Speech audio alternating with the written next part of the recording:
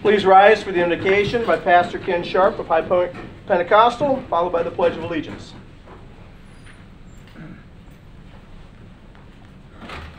Let's pray. Lord, I love you today. Thank you for this opportunity to be together. I ask that your blessings would be upon this service or this time together, Lord. We thank you that we have another sunrise that we got to see this morning. We thank you that we have health and life and breath in our bodies. We ask right now that you would bless this time together. Bless us from the very beginning to the very end. And as we come to the beginning of this council meeting tonight, Lord, I ask for peace, for you are the true peace that passes all understanding. I pray that our hearts would be pure before you tonight, for you know the secret places within us. Yes, Lord, we're faced with challenges, and we pray that you would impart wisdom to our mayor, our councilman, our city manager, our city attorney, and our department leaders. I pray that you would lead them as they are tasked with making tough decisions that affect so many people. And finally, Lord, I would pray that your blessing and favor would rest upon the entire leadership of our great city of Port Orange, not only on them, Lord, but also upon their families. I pray that your angels would encamp around about them. Let no harm come to them physically, spiritually, or emotionally, Lord. And I pray that your precious blood would cover us and keep us safe. Bless the remainder of this meeting, I pray, in the precious, most powerful name that I've ever heard, the name of Jesus. Amen. Amen. Amen. Thank you. I pledge of allegiance to the flag of the United States of America and to the republic for which it stands, one nation, under God, indivisible, with liberty and justice for all. Thanks, Pastor. Thank you. Thank you, Pastor.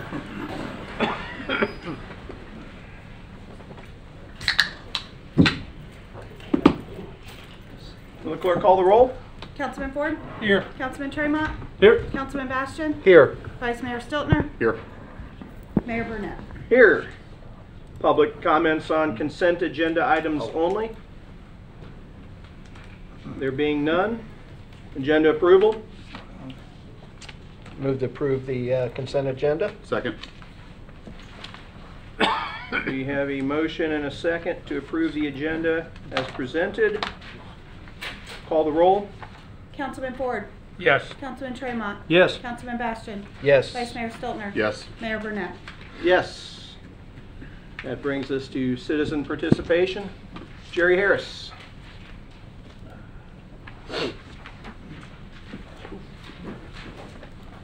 Barely got you in your seat. Now you're back up here again. Yeah, you caught me off guard there. You been to the beach, Jerry? Yeah, thank you so much for giving me a chance to speak. Good evening, Mr. Mayor and all of the members of the City Council. I appreciate the opportunity to speak on my concerns on the Port Orange Police Department. And I've had the pleasure to meet a lot of the officers, male and female, of our department, and I can tell you they are top shelf true professionals, and they truly love their job. And not only do we owe them a great deal of gratitude, we need forward thinking to take care of them. They are our first line of defense for situations ranging from the mundane to dangerous and violent situations. Our officers are spread pretty thin considering they patrol 28.13 square miles. And with all the housing and developments that have been approved and are well on the way, they will be spread even more so. And I know we currently enjoy a pretty nice low crime rate, but you as a city council and our representatives, we need to address the safety of everybody. And the safety is, for the officers, public safety should be paramount. It should be top priority. Port Orange will need more officers. There's no doubt on that. Our officers should always be backed up on these calls. They handle everything for all of us. As you folks did with Parks and Rec, you found a workshop and you found ways for answers and to get to a conclusion, an answer. And I ask if it's possible for you to form a workshop comprised of obviously the city council, members of the police, and maybe even perhaps some citizen input. And going by the figures in Florida for 2015, the average is 2.62 officers per 1,000 residents. Port Orange is one officer 1.53 officers per 1,000 residents. This is the lowest in Volusia County. It's the second lowest in the entire state of Florida. This is unacceptable, and it's got to change. And we have to think about it this way. They're there for us 24/7, 365 days a year. And I believe this is on all of us to take a stand for our police and to give them the manpower and equipment they will surely need. I ask all of you as our representatives, and I appreciate you, to take this stand and consider to address these needs as soon as you can. And personally, I would like to take a moment to thank all of the officers of the Port Orange Police Department for all they do for us. I truly appreciate them. I just have concerns with the amount of more people and bad influences can spill in. You know, it's a nice place. I want it to stay that way, but Yeah. I really, I have a lot of concern that they're going to need more officers. I really do. They do outstanding. I mean, the little peek I've had behind the scenes, it's impressive. Well said, Jerry. Thank you. Thanks. Thank you very much. Appreciate it. Appreciate it. And we're going to have a budget workshop next week. You might want to save that speech for next week. Thank you. Thank you. Robert Reinhagen.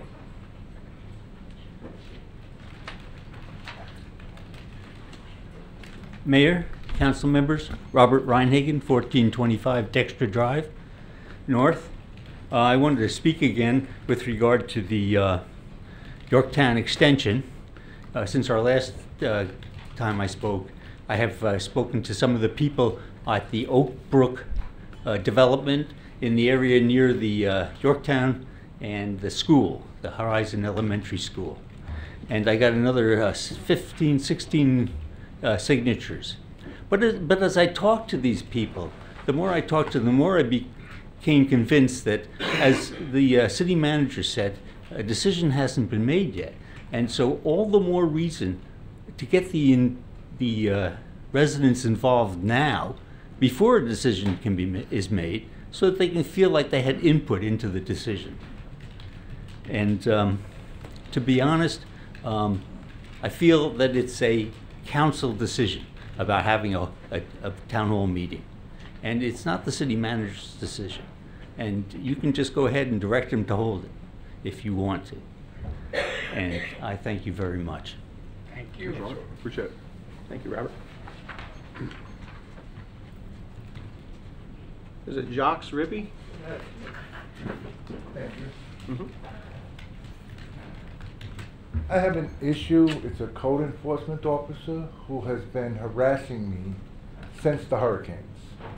Days after the hurricane, he was telling me I had to clean the roof up off my lawn. I was living in a hotel. It wasn't until February. I went, got it done. I had it piled up on the side so I could get rid of it. He told me that was no good because it wasn't behind the fence. My fence was blown down, that's why it wasn't behind the fence. I haven't got the money to fix everything yet. I'm still missing over a third of my roof. I have so much stress trying to repair myself from the hurricane. For this man to spend 7 months harassing me over the smallest things. I mean, granted, my grass was a little long, but it wasn't that long. It wasn't like 12 feet or nothing. It was maybe 11 inches instead of 10. And I wasn't but I wasn't even living there. I was trying to get everything together as best I could. He took me to the magistrate most recently and got me cited. He mentioned a bunch of other stuff, but the base problem that they actually found me guilty of, or whatever this term is, was the roof that I got on the side of my house, the parts to put the roof back on my house, has been there since November. Because I filed for a permit on November 25th, didn't get it till the beginning of March. And which was on, because it was issued on November 28th. Somebody in the office took it back and for some reason held it up. They wanted, first they wanted a drawing, then a spec sheet, then had to have a full architectural drawing. I was doing the work myself. So I don't know why all this was needed. I've talked to other people who repaired their roofs. They didn't need it. The person that was going to help me works with Walker Roofing, and Jeff Walker got involved because he felt bad for me because it was getting out of hand. and it's just stayed out of hand. He got somebody to actually do an architectural drawing for me without charging. I don't understand why that happened. I don't know why I'm being harassed. I don't know what this man's problem is. I can't prove that they're connected, but they're in the same office. I have been harassed, and I don't want it to go on. I want it to stop. This man who did it, Dennis, I believe he's Bonnier. I don't know how to say it exactly. But he's a code enforcement officer. He's less than a year on the job. And he has made it, other houses in my neighborhood are not as well taken care of. But I'm being held to a standard that's higher than the rest of the neighborhood. I don't know why. And I don't really care. I just want it to stop. Thank you. Thank you.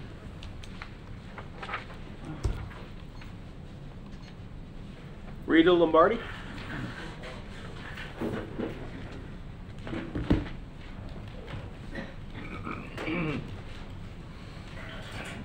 Good evening. How are you today? All right, 3 minutes. We've got to make it fast. Very much similar. We have a code issue. Hurricane knocked our fence down. We're at 807 Kokomo Circle in the cul-de-sac, and we were told that we needed to fix it. I pulled the fence up, tried to fix it, but it wasn't pretty. I'm not gonna lie, it wasn't very pretty, but I tried.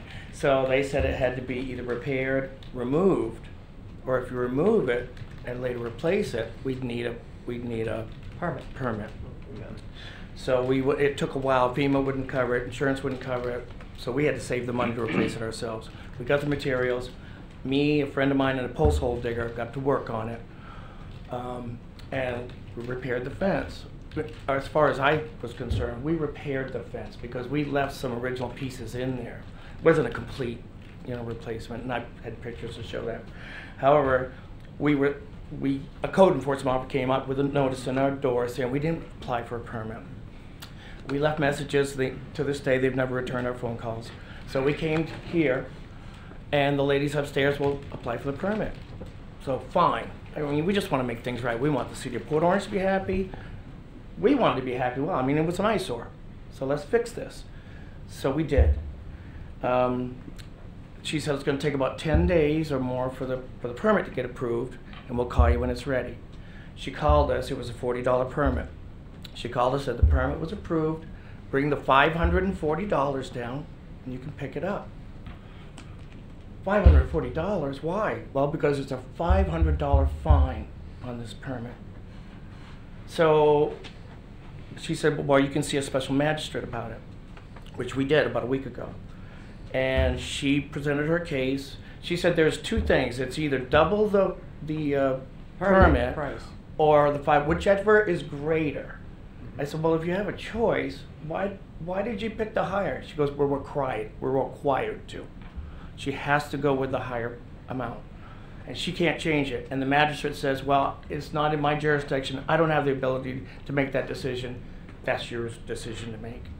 So first of all, I repaired it. We shouldn't even gotten any of it anyways, in my opinion. But if we made a mistake, we have no problem with, making things right. It's a beautiful fence, by the way. It's really nice, and I'm really proud of myself. But $500 seems a little extreme for a $40 permit. Thank you. Appreciate it. Jake, do me a favor. We obviously can't, I don't know all the facts or particulars, but could you take a look at that? Nor do I. I just know that both these cases have gone to magistrate, and the magistrate is who judges on these. So I'll get the particulars and see if there is any. He was told I'll that he stop couldn't make talking that now. decision. Yeah, but we can't make a decision until we know. I need to get the background. Is what I'm asking for. My only concern is that we have until the 14th to pay this $540, or we're going to get back in trouble again. So how do I handle this? Is this decision going to be made before the 14th? Mayor. Or will they hold that until a decision? Meet with the city manager, his office will. Okay. My suggestion will be that they pay, and if we can adjust, we'll adjust at a later date. But to keep them out of trouble with the magistrate and the judgment that they pay. And then we'll see if we can straighten it out and bring it back to you. We don't mean it again another 2 weeks anyway, but right. there's no way we can I need to do research, and this is Well, One of again, many. we're at the Supreme Court of Port Orange, so. Appreciate it. We came to, worst case scenario, we're gonna have to, but it just seems extreme. Understood. Thank you. Council comments. Let's start with, Mayor, I'm sorry to interrupt, but can he come back and introduce himself, please? I need him to introduce himself. Me? Yeah, Scott Scott Gilbert. Gilbert. Scott No, Gilbert. up here, please. Oh, I'm sorry. We just gotta have it on the record. I'm sorry, okay. My That's name's, my my name's fiance. Scott Philbrick, and I reside at the residence. and I assume you're Rita. That is- Okay, Thank you. thank you. Yeah, he's the one that dealt with all the people, that's why. I'm he's the only fine. one that Yeah. talked to the officer. Not a problem. You're on the And record. did the Thank you. repairs as well. Thank Can you you. leave your information, please? What, We personal have, information? We have If it. you don't mind. we have it. Okay. I got it right here. Thank you for your time. Now we can start with Chase. Sorry. The only thing I had, and I spoke to Jake, I think it's going to be addressed. I've had some residents ask why we're going to do a controlled burn after what took place last week, and I know we do things much differently here, and I don't want to throw anybody else under the bus, but I did want to ask Jake to give an explanation to the folks. Yeah, let's. So that's all I wanted. Whenever's fine. They're ready because I asked them in advance to be ready to Excellent. discuss this. So you're gonna. So Chief was there, Chief Fuston was there, so he's gonna give you the kind of the same thing I showed you via email. He'll put it into the record, and I'm gonna tune up a video for him too that he provided me, and I will provide to you. Oh, I pressed. Bet you that was on all 5 of our lists. All right, there you go, Chief. There's your I get to take button. credit. Thanks for calling me first. Hit it when you're ready. Ken Fuston, Port Orange Fire Chief. I visited the site yesterday morning when Fire Marshal Bo Gardner and I went out and met the contractor. The entire methodology of how they're just doing this controlled burn is completely opposite of what they did down in South Levis recently. Meaning we're actually using a methodology. Yes. Okay. And what they did down there, I guess, has been successful in the past, where they just bulldoze most of the trees, stack them into piles, and start burning them a little bit at a time. What we're doing here is called an engineered control burn. And basically what they do is they dig a large hole in the ground, 5 to 10 feet or 5 to 8 feet deep, and then they build a berm of sand or earth around that hole. So you wind up with a hole about 10 to 15 feet deep. That orange piece of equipment on the left side, to the left of that green machine, is it's like an aerator. It's a large diesel engine that has a turbine on it, and it blows high velocity air across the top of that hole. They put a little bit of wood in there at a time. It's engineered. It's a very acceptable way of doing this. The entire area within 300 feet of this burn hole has been cleared of vegetation. I believe there's no residences within 600 feet. The entire area has obviously already been harvested for the trees that were salvageable. I inspected the site yesterday with Chief Gardner. I went back out there today to inspect the progress of it. I took this videotape. I feel confident in what the contractor is doing is within our rules and regulations. I have full confidence in them. So even if, say the pit doesn't do the job and the wind curtain doesn't do the job, you've got water on site. We have they have an 8,000 gallon water tanker on site. We have Station 75 with our brush attack unit is a quarter mile down the road. And in the event that the fire in this pit got larger than it really needed to be, they have machinery out there. They can just push that earthen berm right over the top of that. That's the whole design of how we're doing it in Port Orange versus how it was done down there in New Smyrna Beach. And I'm not impugning anybody in New Smyrna Beach. We're just doing it a little bit differently. Why don't you click play? Okay. This is how we did it in Woodhaven, and this is how they did it to get rid of the debris out at the landfill as well during hurricanes. As you can see, the heat waves coming up, there's very limited smoke because all the open flame and open fire is down in the pit itself.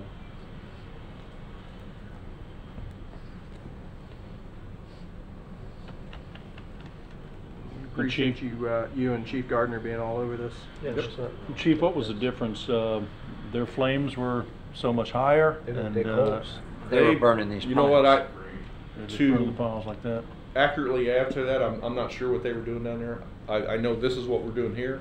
What they did down there, as I understand it, is they pushed the tree, scrap tree and all the branches and limbs into a pile and then started them on fire on top of the surface of the ground. We dug a hole and then made that hole larger by building an earthen berm around it. And we also have that diesel engine air turbine that blows air across the top of that. And this is something you wouldn't allow to even happen at all if it was a windy day. No, no. And quite frankly, I mean, today was still. We will evaluate every day. We issue a permit by the day. We evaluate the conditions in the morning. If we don't think it's worthy of the permit, we won't issue the permit. But I have full confidence in the contractor doing the work. We met with the contractor. They've cleared the area appropriately. It's very far away from any residential structures. Some of the residents out there may get a hint of smoke odor, but I think that will be a very rare occasion. And Chief, isn't it true too that prior to them leaving, it's fully extinguished? Yes, they extinguish it per the permit by 4 p.m. every day. Okay. Perfect. Any other questions from anybody else for the chief? Thanks for the info, Chief. Appreciate it. Let me build off of you for just a second because That's all I have anyway. that was your whole list? That was it, brother. Because while we're on that topic, I'd like to instruct the city manager to investigate options.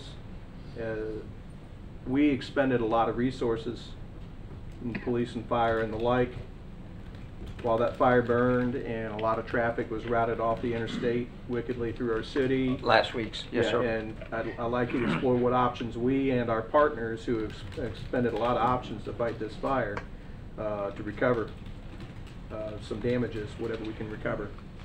Yes, sir. We'll look at the interlocal agreements and what legal options we have, and I'll report back with Margaret's concurrence. Okay.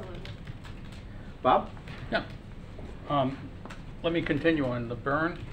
I do hope that we'll start thinking seriously about, because the problem with the burn isn't only the smoke that flows down the road, the damage caused by additional fires escaping from it, but for a lot of our residents, the smoke is a dreadful irritant. I'd like to have the city, and I know we can't do it right away, but to start thinking about a chipping only or alternatives to burning on site, because it is a real imposition on the citizens, particularly anyone that has any asthma or any type of lung conditions. I know there are a lot of communities where they don't allow open burning at all. They demand chipping and that type of thing. Just take a look at it, particularly the difference in price. I am understanding that the economics of it are important. Sure. But I'd like to take a look at that as the possibility of going to an ordinance that requires chipping and other alternatives other than fire for disposing of the vegetation. So that the primary, or one of the primary modes, is bringing it out to the landfill. Yes. And that is a very, very expensive The alternative, other thing, and they burn it anyhow too. They can be chipped in place and the chipping spread or buried. So the chipping can't, in this particular case, the chipping can't be left on the site only because they're going to start developing the site right away, so they don't have, you talked about well, I would just like to take a look at the options, what other communities Yeah, are absolutely, doing. and I'm willing to do that. I'm just explaining to you why in this case the chipping wasn't a plausible option. As you're well aware, we chipped for Hurricane Irma. The city did with our contractor, and that caused some issues with our citizens as well. So we'll look at the options and let you know what it takes to do an ordinance change to make that mandatory, should you choose to do so. Okay. Second issue, a couple of people come forth on the Lafayette ball fields, the east side ball field. Mm-hmm. how much would it cost? Could we get some cost estimate? I don't want to turn it into just to make it available as a practice field. I guess it's in pretty rough shape and it's been flooding regularly. What can we do to make that available to teams just as a practice field? Talking about White Place? Yeah, White Place. Yeah. Nothing. Won't cost you anything to practice on it. It doesn't have to be in that great a shape to practice on it. As long as it doesn't have ants or hazards. But a couple of people come forward. I will convey back. They nearly have to call Parks and Rec to get permission to use it as a practice field. It's a park. They can use it as a practice field. Absolutely. Yes. There are some long-term. There are some long-term possibilities for that land, but right now it's a perfectly fine field unless it rains hard, and then it's a retention pond for a couple of weeks. What's wrong with the drain? Is there anything we can do to fix it? It's a low spot. Yeah, you can add dirt, which is why we have some alternative plans. Should it be effective? So it flooded when I was playing there in the late '70s. Yep. 5 minutes of rain, the place would be flooded. Yep. So you're the problem. Yeah. Third thing on the intercoastal villas, I read the manager's response. I understand. All they want is at the end of the wall somehow to keep the washout from continuing. Problem along there is, and it's true all along our coast, along the bay there, is the bay was, that area never was the way it was. It was always, that was a wetland in there that got filled from dredging materials from the bay when they would dig in the channels. And the only reason the dirt is holding and the seashore is holding is because we've had seawalls. Part of the seawall structure has been removed down there or collapsed, I don't know where it is.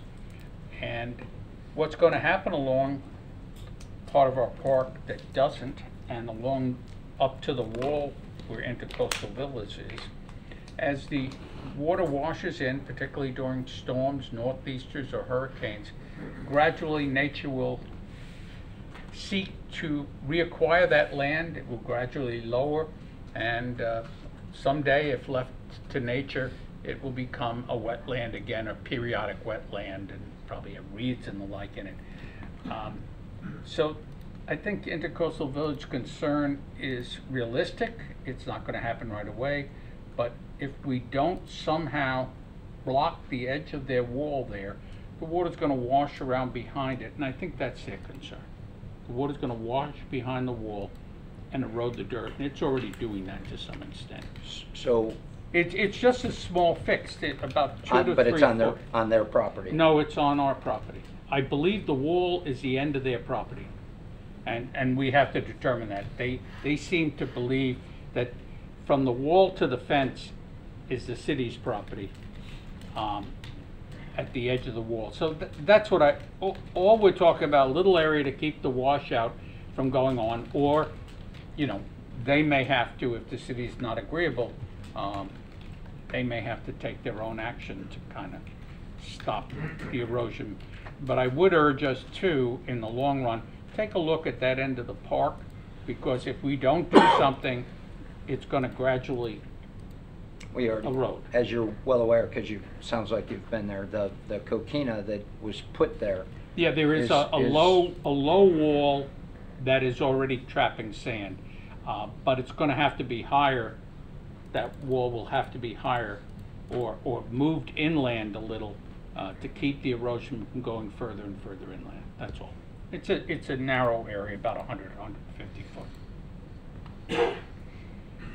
I've gotten to be an expert in seawalls after losing dirt for years. So I'd like, I'd like some concern. Intercoastal Villas is Port Orange. Condominiums are Port Orange residents. A gentleman that's been contacting us is their official representative. And I'd really like us to work together to find a solution that's acceptable to everyone. Okay. That's all. That's it. Scott? No, those issues that I had were already been talked about. Okay. Drew? I'm good tonight. Okay. Well, Chase brought up number one. From a performance standpoint, I don't like the idea of when we do performance reviews also talking compensation. I always felt like whenever you do an employee performance review, that conversation be strictly feedback necessary, and then in 30 to 60 days you have that conversation. The compensation conversation. Ugh, that was a tongue twister.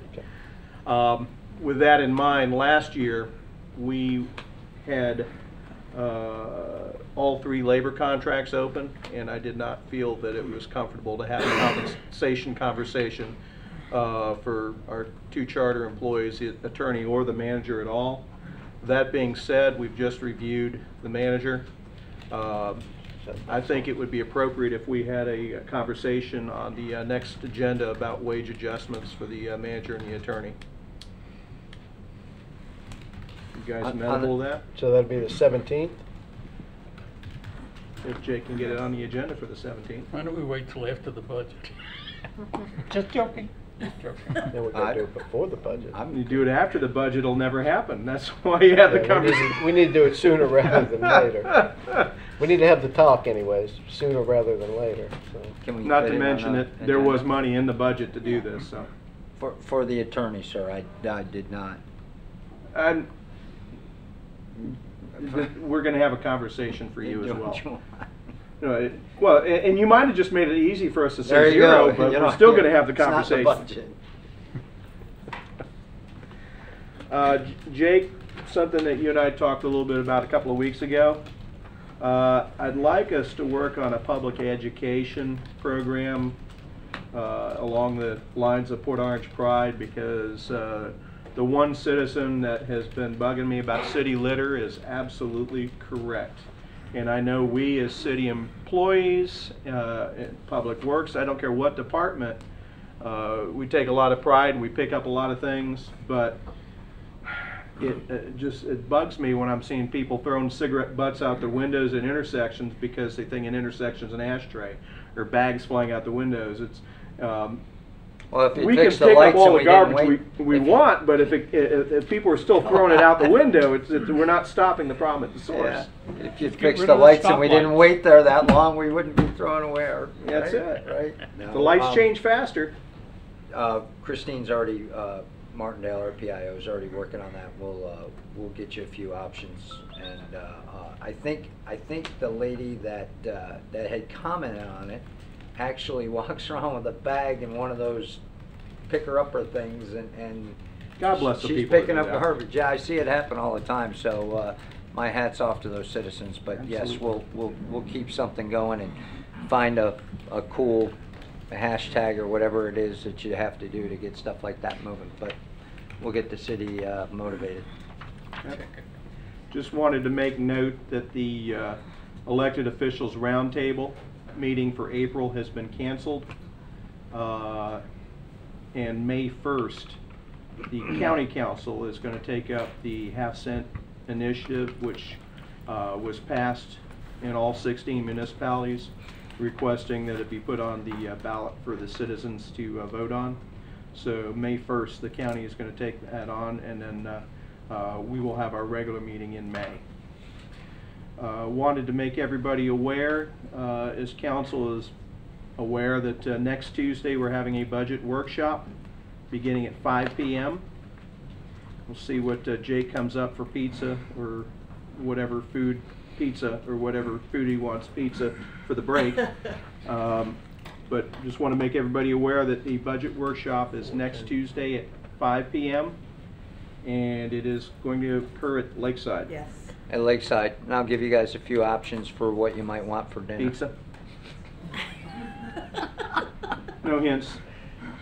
We'll stay over there the entire time, correct? Yep. Lakeside Jazz Fest. I wanted to make note for everybody that that is coming up in a couple of weeks on the 20th and the 21st.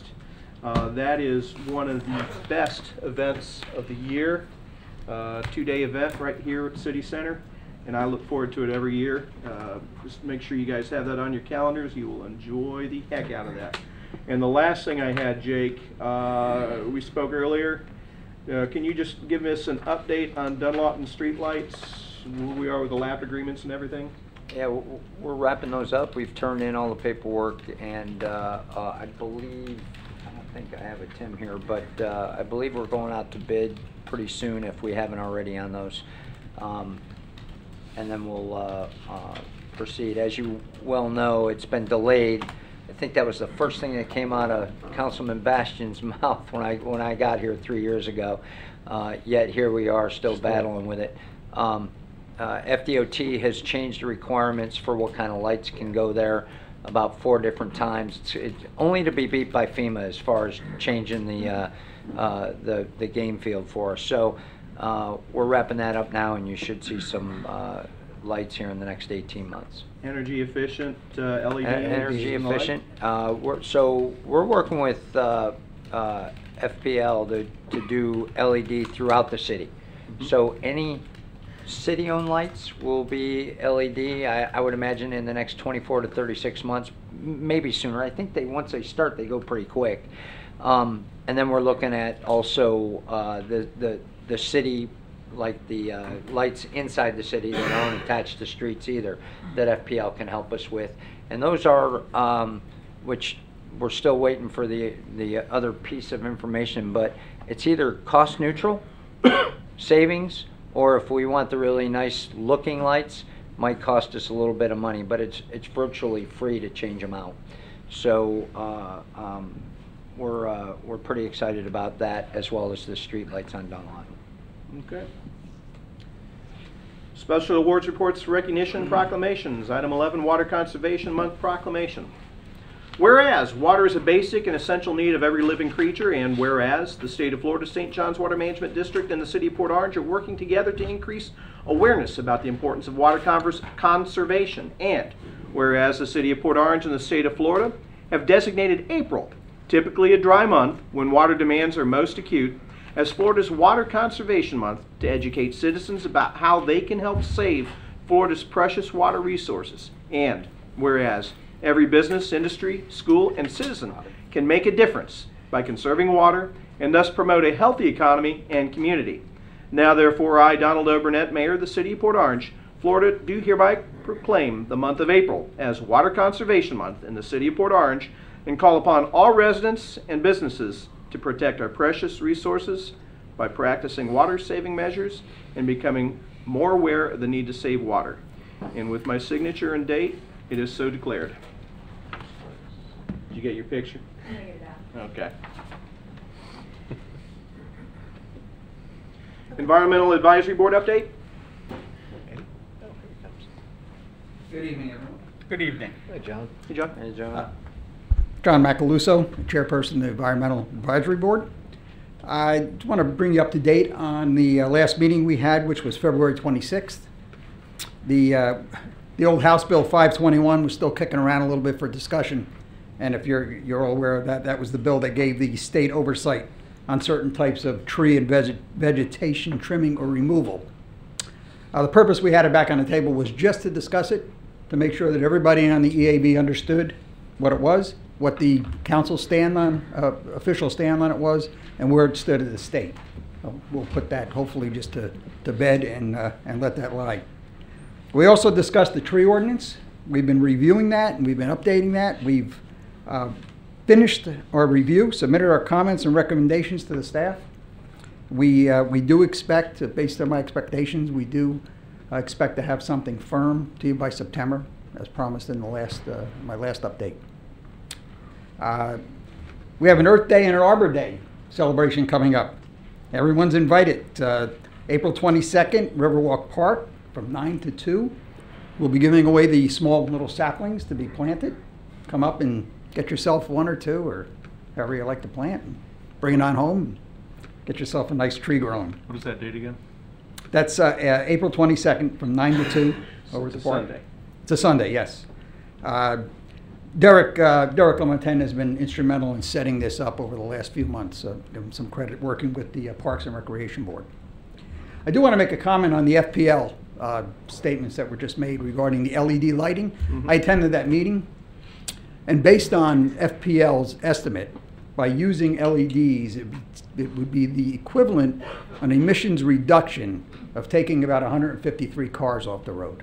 Wow. Of CO, so of carbon dioxide. So keep that in mind, that LEDs have a good place in our community. I also talked briefly last time I was here regarding my hopes for an environmental summit. I envision not only Port Orange, but our neighboring communities that contribute to our pollutions of any types.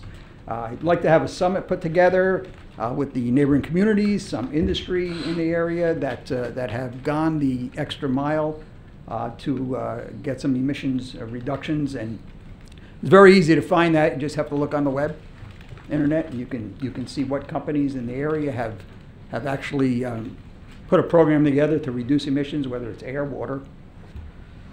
I'd like to have that somehow put to bed and on a schedule by the fall.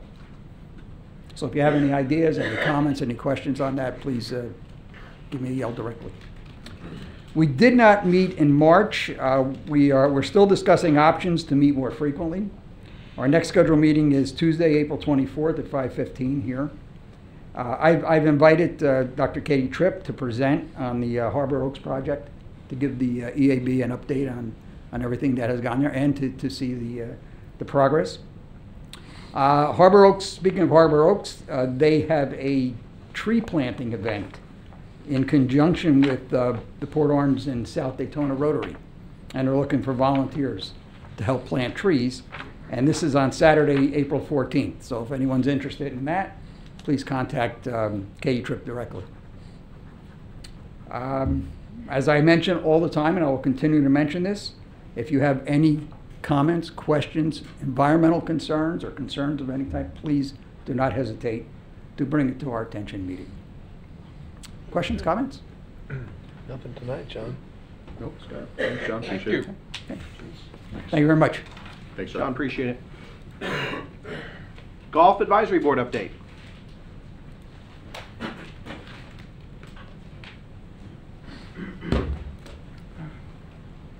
I'm Richard Lee, chairman of the current Golf Advisory Board. I've got 5 topics that I wanted to talk to you guys about tonight, and ladies. Course conditions, course safety, the new restaurant, course revenue, and the workshop that was held with Park and Recreation on March 27th. Let me do these in reverse. There was a board member from the Golf Advisory Board that attended that meeting and made a comment about annual passes, and that they weren't good for the Cypress Head Golf Course, that they were costing the course money. That was sort of a presumptive assumption on their part. We're going to take the data that's been accumulated over the last 2 years or so that they've been approved, and use that to determine whether or not the annual passes actually do make sense for the course or not. And we'll be presenting that to you probably at the next meeting, or maybe the meeting after that. We also talked a lot about course revenue. The Golf Advisory Board really feels that there's more opportunities to make money at the course. If you look at things like the driving range last month produced a few $1,000s. There are opportunities to promote that better. As an example, if you buy 10 tokens, they'll give you 5 free. But they don't communicate that. Hardly anybody knows about it. I never so did. I know. I'm one of the few people they do it for, I guess. But yeah, they just don't promote a lot of those things. There's also some concern about the Pro Shop. The Pro Shop continues to have a very small selection of clothing and merchandise, golf balls, some gloves, but predominantly a few shirts. A small, medium, a large, an extra large, and that's kind of it. They really don't generate as much money as they should. We're told that a shop of that size or a course like ours should be earning someplace between $20,000 to $30,000 at a minimum, probably more like 60. If you look at courses that Kemper runs in other areas, and some of these are higher-end courses, so it's difficult to compare, but they're doing thousands of dollars a day compared to what we do, which is very, very minimal. So there's opportunities there, we think, for them to drive more revenue. We know it's an investment for them to do that because they have to buy the merchandise, and we're thinking maybe we can get Kemper to put some seed money into that themselves to take a little bit of the risk to help drive more revenue through that process. The new restaurant, Don Burke, who was running the restaurant before for Kemper, and on his own before that, has really done a great job. Everybody likes him, and it's unfortunate that he didn't succeed in pursuing it. Kevin Hanna started yesterday. I have no complaints about Kevin Hanna yet, so we have to give him a little bit of time to get things going. I do have, and I don't know if you've seen this, I only have one, a preliminary menu that was put together. I don't know if this is a final format or not. You guys can pass this around if you'd like. Thank you. It looks very good from my perspective. They have breakfast sandwiches, which are really inexpensive. They have a $4 hot dog, which people are clamming for. A lot of the lunches are $6.95, $7.95. He's going to do dinner every day, which I don't know, but he's got 3 specials. And the price of the dinners is good. It's $9.95. So I think if we can get it promoted, probably put it up on the city website so that people know that it's there and it's open and it's operating, it will do well. But he has to make sure that he gets out to the community to promote it. He cannot survive simply based upon the people that live in Cypress Head. He's got to get all the neighboring community, all the neighboring spots to go for it also. That's it in the restaurant. Course safety. This has come up recently, and I had an incident years ago. I'll go into it worse. Some kids took my golf cart when I was playing and took off with it, and we ended up calling a clubhouse and police and all that kind of stuff. But recently, on that same hole, apparently we're having children coming through and cursing at golfers that are playing and trying to run out and steal their golf ball and just do some really, crazy things that kids will do. We're also seeing issues along, that's on hole number 2, by the way, which butts up against Water's Edge. And it's a great pathway for kids to come through to get to the school. The other holes are 3 and 8, which butt up against Airport Road in Williamson. We were hopeful that we talked about doing fencing. Fencing is ridiculously expensive, but putting more annoying bushes along the sides to inhibit the access to the course for the kids coming through there. Because the areas that are really dense in bushes, they don't come through there. But the areas where there are few or none are entry points. And as Williamson becomes more populated, we expect we'll have more and more people coming down that pathway and more temptation to cut across the course to get to wherever. So that's one. That's course safety. Course conditions. Unfortunately, the course manager, the course superintendent, good for him. He's at the Masters this week. Unfortunately, he wasn't at the meeting tonight, so we couldn't talk to him about. We need to know what the agro plan is going to be. Right now, the course is suffering. The tee boxes are in tough shape. The fairways are in tough shape, and the greens are in tough shape. That's the whole course. So we spent a lot of money to improve that course. It really needs to have an agro plan put in place. What we want to know from him is, what are you going to do? When are you going to do it? And when can we see the improvements take place? Questions, comments? Not happy to hear about the course condition. Neither are we. Now, in defense of that, you go to different courses. I played Indigo this week. Indigo's in horrible shape. Terrible. And the first indication was, when I got in a golf cart, the windshield was so dirty I couldn't see out of it. I mean, it was filthy. It had bugs and old dirt, and I mean, it was horrible. And the course is in very poor shape. LPGA is in great shape. Hidden Lakes is in great shape. Not too far away, Crane Lakes is in good shape. So there's no reason, weather-wise, that we shouldn't be in a better condition than we are today, particularly with the money that we've put into the course. How's the speed of play been? Last time I was there, I kind of acted as a ranger to speed some of the people up. Are they sending a ranger out? Any complaints about that? I think you're the one that were complaining about it, I think. No. I complained about it. Yeah, did you? Okay. I play a scramble all the time. Yeah, no, pace of play, it really varies. I mean, there's sometimes when it goes pretty well. Thursdays, the MGA people, they play relatively slow. I mean, a 5-hour round isn't unheard of. But most of the time you're playing in 3.5 to 4 hours, which is reasonable for any golf course. Other than, a big time recreational one where they make, 5-hour rounds would be normal if you're playing some of the bigger courses. Yes? Yeah, question. While you're doing an analysis of the passes. The annual passes? Yes. Could you take a look at the group rates in season Okay? In other words, I had someone complaining to me that they believe they could be easily filling the course during those periods with the group is using up during the good season with higher paying customers. Single rounds versus a tournament. Yeah. So just to get a good sense of the whole pay structure. There's always been a tug of war over that, as you know. As I know. And it's difficult because you say, okay, if I play, I'm an annual pass holder, as an example. So I pay a flat fee at the beginning of the year for my card and my golf, and I play unlimited number of rounds for $2. Well, my unlimited number of rounds are limited because either sometimes I can't get on, sometimes I'm ill, sometimes I'm on, retiree on vacation, but I'm still on vacation. So I may not be in town. So I don't necessarily play the maximum number of rounds that some do. In other times, you have people who have a family membership between the husband and the wife. They may play 150 or 160 rounds in a year, and that's a lot. And in those cases, they're not making any money. They aren't, and they could sell those times for more money. The other tug to that is, do you have the people lined up to get those tee times? If I wasn't playing at 8 o'clock, if you got somebody standing out there ready to take my spot and pay $43, and that's something that's very difficult to, come up and say, oh yes, if we had all these morning tee times available to us, we could sell them for $43. I am concerned about course conditions.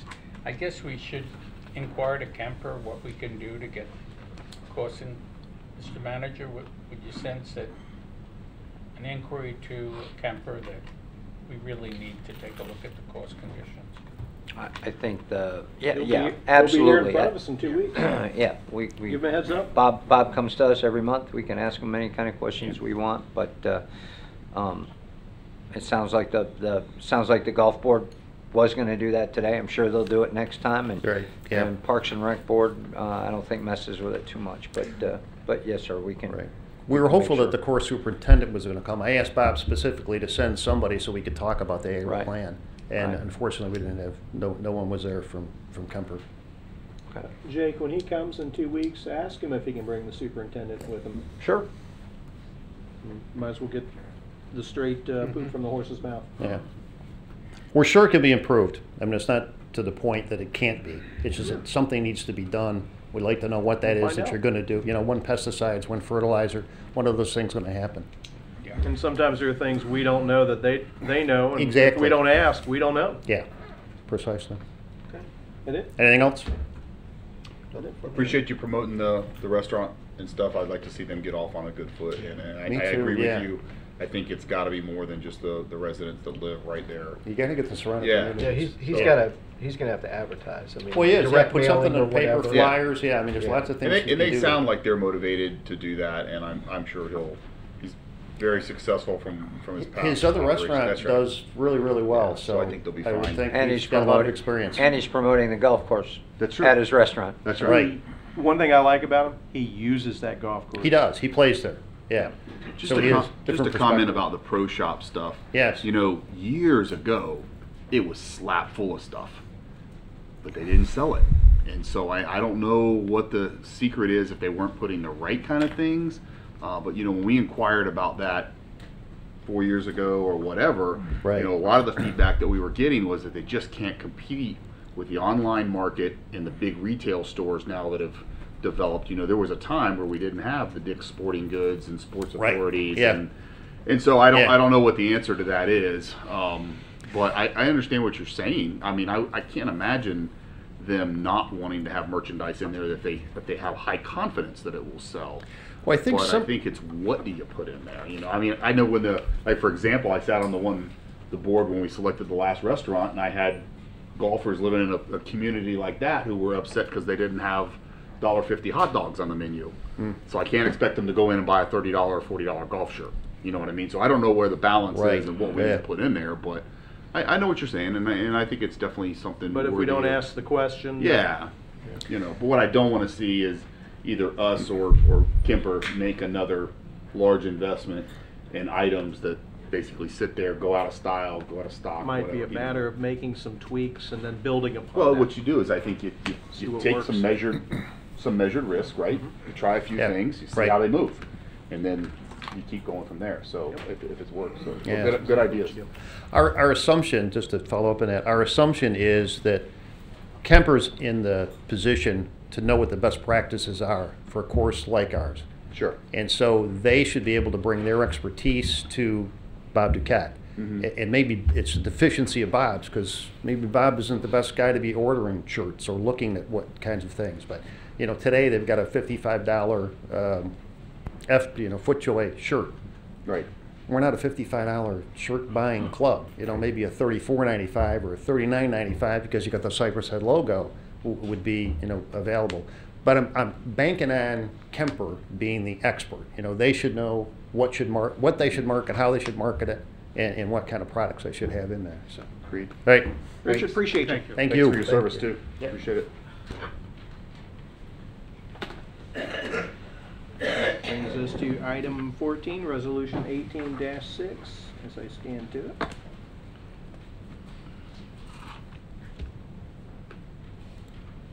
Resolution 18-6 is a resolution of the City Council of the City of Port Orange, Volusia County, Florida, repealing Resolution 06-75, disbanding the Youth Advisory Board of the City of Port Orange, Florida, and providing an effective date. Move to approve resolution number 18-6. Second. We have a motion, we have a second. Council discussion. Jake, who's presenting?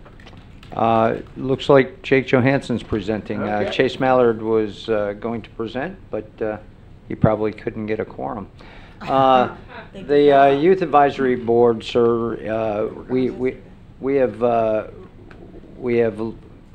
got so many people on that have come up here and we said, you're in, you're in, you're in. We got it to a field of 14, and due to competing schedules among the kids, of which, Mayor, you have one and I have one, so you know how the kids' schedules go when they're juniors and seniors. We're not able to get them all together for a quorum. Because we can't get them there for a quorum, we can't decide what to do next with them. So they tried one last time last night to come up with a quorum. I know one person that showed up. I think maybe Chase. How many? 3? No, you didn't work there. 5. They had 5 of the necessary 7, and that was a good night. So Alan Rosen, who's the kind of the adult leadership from the staff, and I have talked, and we talked to council last week about disbanding them and then coming up with a couple possible different options to resurrect it in the spring or the fall and make it bigger and better than ever and a manageable size with maybe some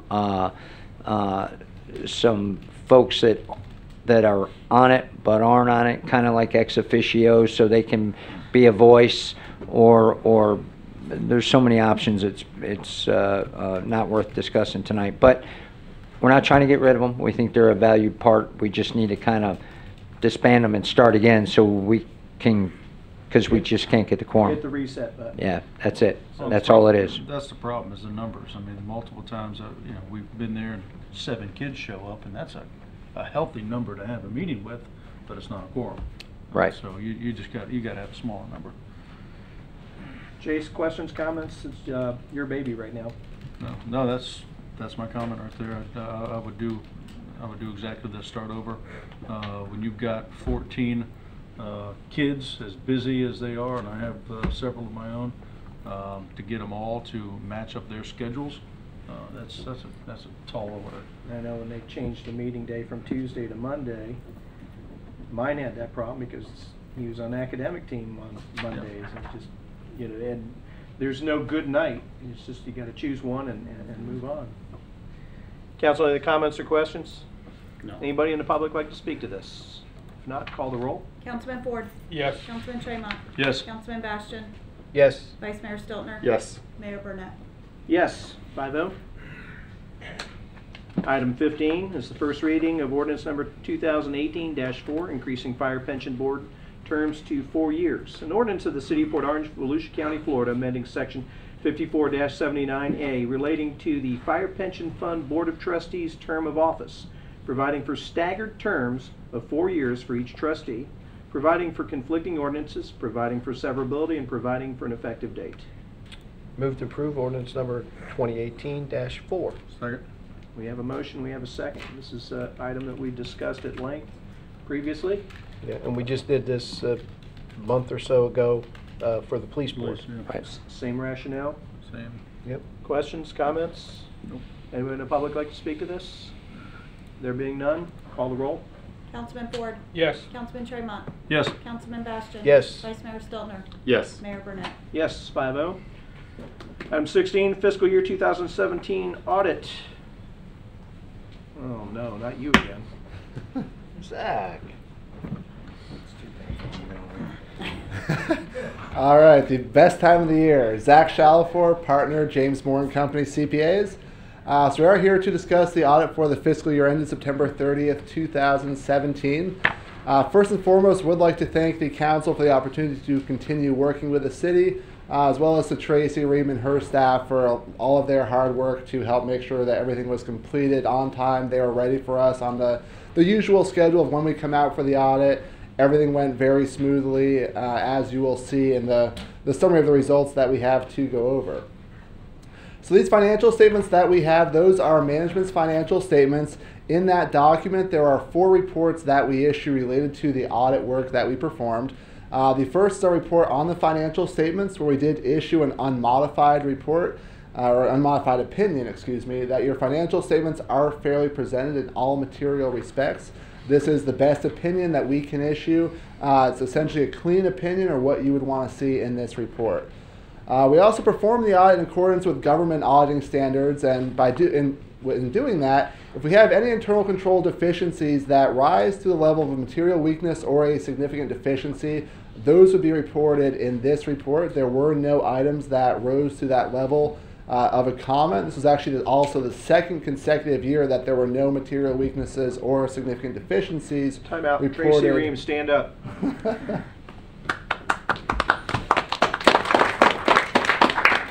Go ahead. All right. I just had to do that. All right, so yeah, second Bob and I have consecutive suffered year. through too many of the other kind. Our third report is a separate management letter required by the Auditor General, addresses a series of other areas. If we have any other comments and recommendations, those would go here. So we did have 3 comments, because we like to, even if it's not a deficiency, still say, well, what do we see, what have we come across that can help the city get better and just continue to improve. So there were 3 comments that just met that criteria, reported in that one letter.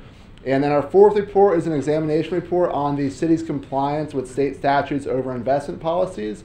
And in that report, we did say that the city was in compliance with those specified statutes. Other separate audits, just to quickly point out, we do also perform more detailed testing beyond the original audit that we would do at the city level over the golf course, the police pension plan, and the general pension plan. All of those audits as well have been really trending in the right direction. There have been some findings we had on those in the past.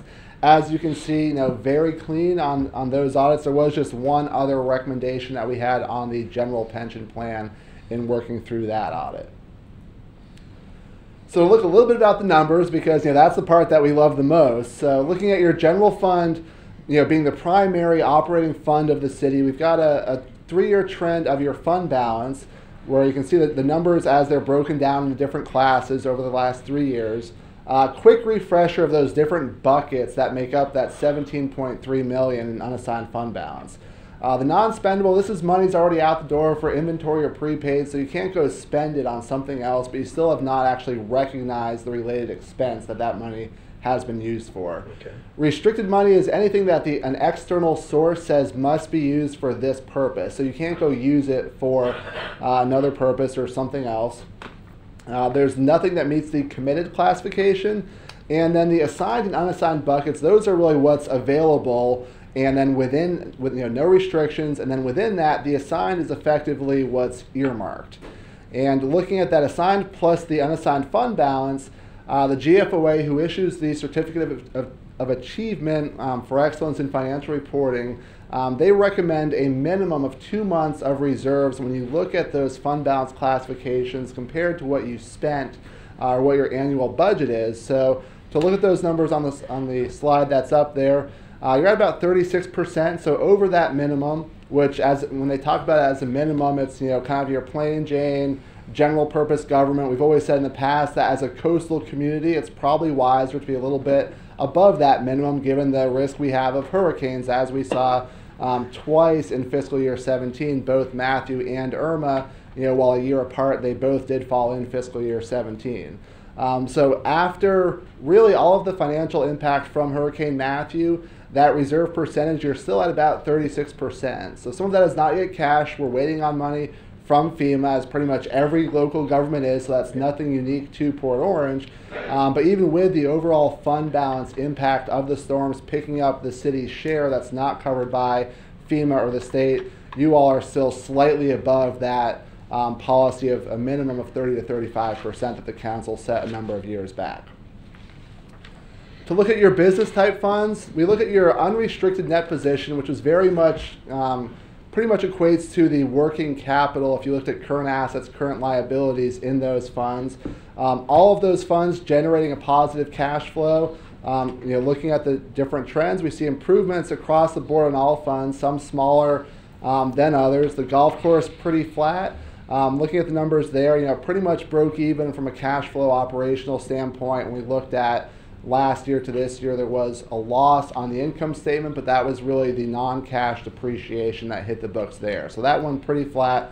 All of the others, staying flat or trending slightly in the right direction.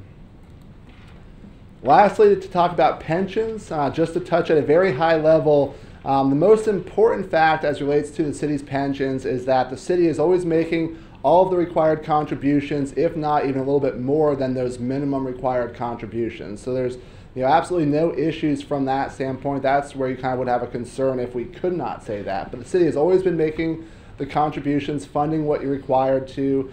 From a discount rate standpoint, most of the plans are in line with what we see on a lot of other cities. There's some we've seen out there that kind of use high discount rates, which sometimes can be a little bit aggressive in terms of making that unfunded liability not look quite as large. The discount rates that all three plans are using are kind of in the ballpark of what we see and what we would say kind of the average is that we see other cities using. So the last couple of years, investments have performed pretty well, so that's why we see those unfunded numbers coming down a little bit and those funded percentages improving. $2.8 million, a little bit. Very good to see, and about 3% to 5% across the board in terms of the funded percentage, improving over the last 16 to 17. The one caveat, these are all as of the point in time where from a funding standpoint, the actuaries take into account smoothing. They don't recognize all the investment returns in 1 year, but nonetheless, with those investment returns, those plans definitely all trending in the right direction, so we just want to briefly highlight that as well. Go back to that just a second, Zach. The funding percentages, general benchmark I've been told is for minimum of a healthy plan is 80% funding. And I remember fire just 4 or 5 years ago being in the 40%, and police not being much better, 48, 50%. Now we're pushing 62 and 70, so we're not there yet, but over the long haul, I think if you take a look at that, that's positive news as well. And yeah, absolutely. That's worth highlighting and talking about. So don't mess it up next year. Hey, I can only do so much to try to push the markets up. I know, from what I'd seen at the General Pension Board meeting last week, I know they were saying, returns not quite on pace, I think just because of the way the market's gone, but hopefully we can hope for the best and hope it keeps going continue the upward trend. Hopefully smart people make good decisions. Go ahead. Thanks. All right. That really is all that I have. If there's any other questions, I'm more than glad to answer them. And thanks again for the time and the chance to be here. Council, why don't you start on this end? Drew, questions? Not really a question so much as a comment. I know from serving on some of those pension boards back around 2010-11, I believe it wasn't, the total unfunded liability was in excess of $43.5 million. and now we're roughly 37 million, so certainly coming in the right direction. And also that is occurring with good market returns while we're lowering the assumed rate of return, which increases that number. So really, I mean, it is good news. They're not where they absolutely need to be yet, but they're moving there, and I'd rather move there slowly and surely than jump up there and you know, go all around. So it is good news there. So that's good stuff. Scott? Just to comment on that, I think that Drew's right. Those are very good points to keep in mind and in the discussion, but we clearly have many years of keeping an eye on that and moving cautiously and forward to maintain the security of that and build the security so that we can get above those thresholds that you're talking about. I too think that the day when all three plans are above an 80% mark will be a really nice opportunity. You know, that'll be a nice time to see again, and I think we will all breathe some sigh of relief when that day comes. I just want to comment to Tracy and her staff in talking with Zach how important it has been for Zach to be able to come in and the folks at James Moore and do their job, because our staff has been able to get their work done even in the events of back-to-back hurricanes, which I know bring much unwelcomed work and provide a lot of obstacles and hurdles. And so, Zach, I appreciate you mentioning that to me today, because that could be something easily overlooked, and for our staff to meet those timelines with all of the other issues that they've dealt with is definitely worth noting. 2 years in a row with no material weaknesses identified. I agree, Mayor. That's I don't know that that's been something that's occurred in many years, if maybe ever before. I don't know, but I won't call it a trend yet, but we're on our way to a trend. Right. Yeah. That's right. You got to have one, you got to have two before you can have a trend. Tracy and your staff, again, great job on that, and I would love to see a trend. I'd love to see you string together many years of that. That's great. And then just a comment about the reserve fund balance. You know, when I got elected to council the first year, we didn't have a true goal. Those parameters didn't exist at the time, and I just want to compliment the council at that time and current council members for having the vision of maintaining a very healthy reserve balance. It was, while those storms in these events are very unwelcomed, when they occur, it certainly makes things much easier to know that your city is in solid financial shape and that you've got the cash on hand to respond and take care of your residents, and also, even though you've got the extra cash on hand, to still be very conservative in the approach of spending it and looking for every opportunity not to have to spend it and seek other avenues first, but the cash is there. When you do have to borrow, you get the best interest rates. That's right. And I know, going to some events and talking to other elected officials around the state and other cities that were not in those positions, it certainly brought on a great deal of stress, and the response for their residents wasn't nearly what it was here in the city of Port Orange. So for the councils and the staff that have shouldered that as well, my compliments to that. So Zach, great job, and I appreciate your time today going through things in more detail in your presentation tonight. Bob?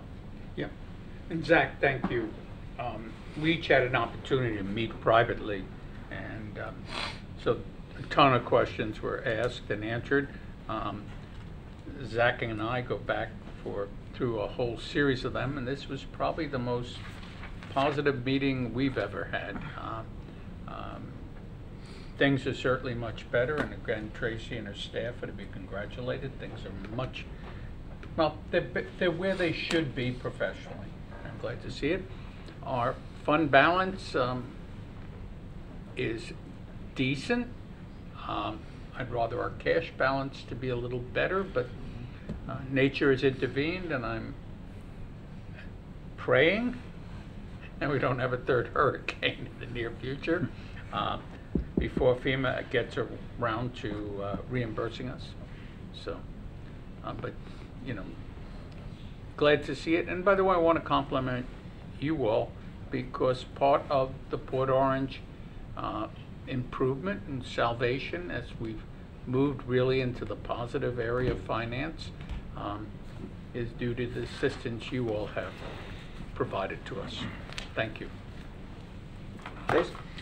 Yeah, yeah, and I echo a lot of what Bob and Councilman Stiltner said. I don't think you can praise enough. You know, when things are going bad, you certainly get the constant beat down.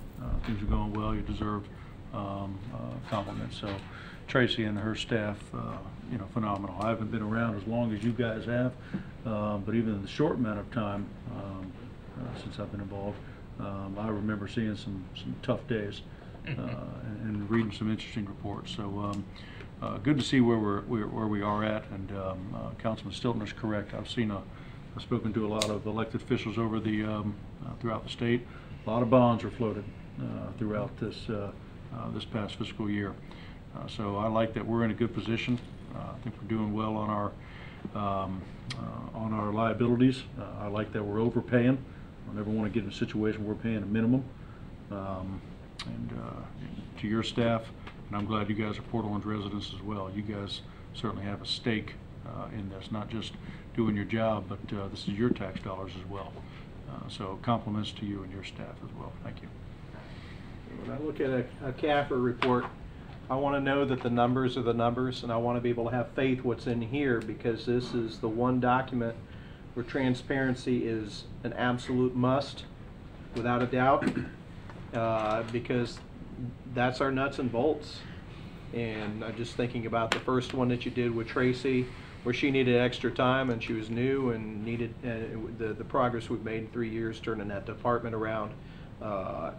First of all, her professionalism, your guidance is important, and even more than that, our reputation every time that document is printed is on the line. And I want to know the numbers, good, bad, or indifferent. The numbers are the numbers, and we've got to have faith in our finance department, and we've got to have faith in our auditor to make sure that they're reporting accurately, and we have no reason to doubt what you guys have given us as far as a product and the guidance. Appreciate you. Who's that? Yeah, I was going to say, I was actually going to ask if I could, since I missed Who's that strange the beginning, guy back so there? I was just so excited to get into the numbers. I did, forget to mention Doug Gillikin, audit manager on the team, also here, another Port Orange resident. You got to stand up. So, do want to recognize him for all of his hard work. And, sometimes, carrying the weight, I get to come do the fun part. He gets to, stay there in the weeds with Tracy and her team. But so you give the good news, he gives the bad news. Is that? But wouldn't be possible without Doug and the rest of the team good that cop, we've got. Bad cop, also. you got the routine down.